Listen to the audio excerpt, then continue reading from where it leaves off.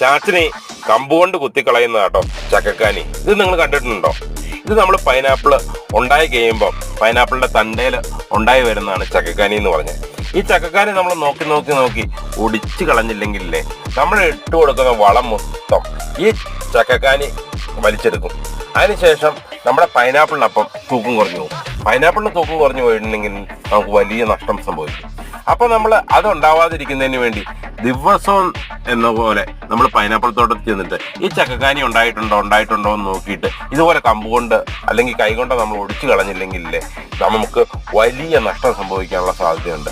Pineapple കൃഷി എന്ന് പറയുമ്പോൾ നമ്മൾ ഓർക്കും വളരെ എളുപ്പമാണ്, മരുന്നൊഴിച്ച് കഴിഞ്ഞിട്ടുണ്ടെങ്കിൽ ഭയങ്കര ലാഭമാണുള്ള ഇതിനകത്ത് ഇറങ്ങി കഴിയുമ്പോഴാണ് മനസ്സിലാവുന്നത് ഇതിനകത്ത് ദിവസവും നമ്മൾ ചെന്നില്ലെങ്കിൽ നമുക്ക് നഷ്ടം സംഭവിക്കും എന്നുള്ള കാര്യം.